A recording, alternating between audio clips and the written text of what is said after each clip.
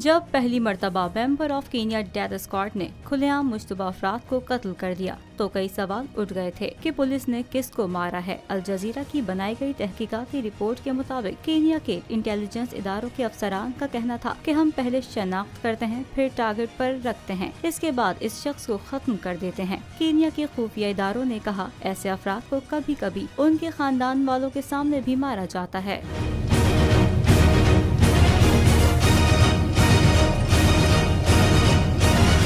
Kenya के खुफिया इदारों के शार्प शूटर्स का कहना था कि हम किसी शख्स को गिरफ्तार नहीं करते, बस मौत के घाट उतार देते हैं। अल जजीरा के मुताबिक इसी तरह की कार्रवाइयाँ अक्सर मुतनाज़ बना दी जाती हैं। ऐसे इक़दामात के बाइस नौजवानों में गम और गुस्सा पाया जाता है। पूरी दुनिया की सिक्योरिटी के नाम पर कार्रवाइयाँ करके इंसानी जानों से खेला जाता है। बैनुल-अक़वामी मीडिया अल जजीरा ने गैर मुल्की खुफिया मालूमात से पर्दा उठा दिया।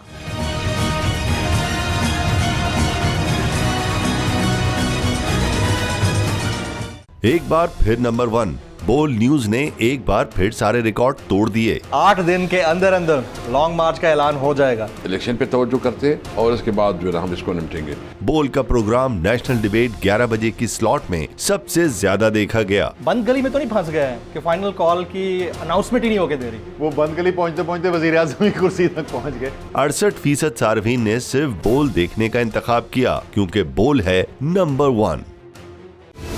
सबसे बड़ी कवरेज, सबसे बड़े पैनलिस्ट, हमने तो बड़ी PMLN के वार सहे, वो भी बिला वजह। सबसे ज्यादा रिपोर्टर्स। इलेक्शन कमीशन की जानिब से कोई इंतजाम इतने अच्छे तरीके से नहीं किए गए। बोल की रिवायत, सबसे पहला नतीजा। अहम खबर है बहावल नगर भी कप्तान का PTI कामयाब, मुकम्मल गैर हतमी गैर सरकारी नतीजा सिर्फ बोल न्यूज पर। लम्हा बा लम्हा इलेक्शन की खबर सिर्फ बोल पर। सब्सक्राइब करें और बेल दबाएं ताकि कोई खबर रह न जाए।